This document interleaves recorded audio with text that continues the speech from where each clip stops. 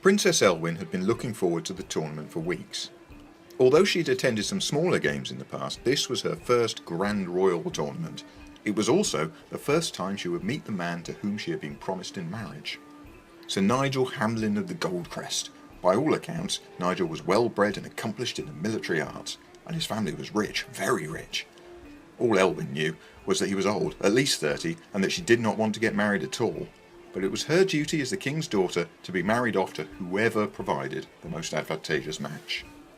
Today, Nigel would be competing in the fencing tournament. Rebecca, Elwyn's handmaid, had confided in her that he was the odds-on favourite with the bookmakers. A trumpet sounded.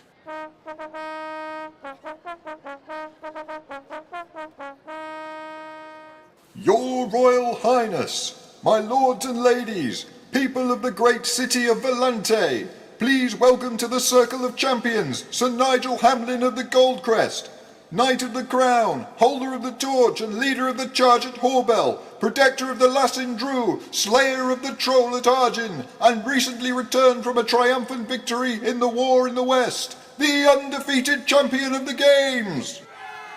Oh my, that really is an impressive set of credentials, thought Elwyn. I have no idea what any of it means, but there was certainly a lot of it. Sir Nigel strode into the arena. He was a tall man, resplendent in his shining armour and his golden cape and his enormous feather-plumed helmet. He was flanked by two squires, one holding his shield and the other a pennant. Nigel effected a flamboyant bow to the assembled audience and then approached the royal box as the crowd cheered his name.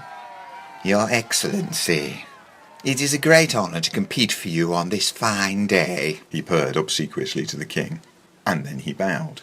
Well met, Sir Nigel, said the king. May I present my daughter, the Princess Elwyn? Princess Elwyn? Sir Nigel smiled, a not altogether pleasant expression. I had thought the stories of your radiant beauty an exaggeration, but I see that in fact they fell short of the mark. He bowed a third time. It will be my honour and my pleasure. Elwyn did not like the way he said pleasure. To compete today for you in your favour. Elwyn forced a smile onto her face, not sure what to say, and elected to hide behind her fan instead. The Queen leaned forward. It seems my daughter has been rendered speechless by your gallantry, Sir Nigel. Well, if it pleases your Royal Highness, perhaps we can get to know each other better at the feast tonight, said the knight. A pleasure. And he bowed again. The trumpet sounded.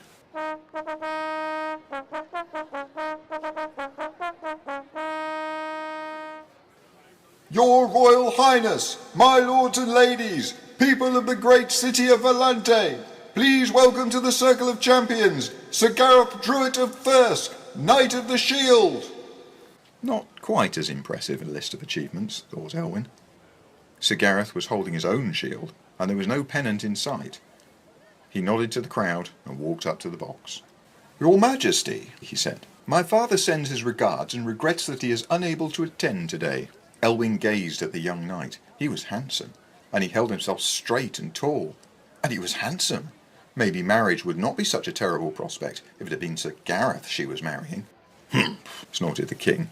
Your father has always been too interested in the affairs of his peasants than he is in the affairs of the kingdom. Indeed, sire. But is it not true that he who tends the needs of his people maintains the love of his people? Sir Gareth turned to Elwyn. My lady? That is not how one addresses a princess of the crown, interrupted Sir Nigel. I don't mind, breathed Sir Elwyn, fanning her face a little harder. My apologies, your Royal Highnessness. Gareth winked at the princess, who swooned a little. Perhaps Sir Nigel can give me a few lessons in chivalry. It was around then that Elwyn dropped her fan. It fell to the wooden floor of the royal box and bounced off onto the sand of the arena below.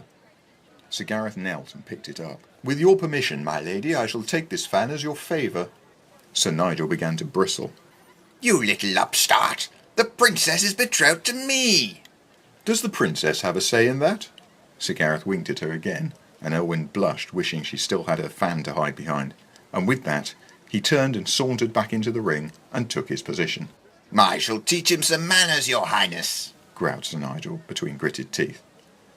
I hope you don't, thought Elwyn. I rather like his manners and much else besides.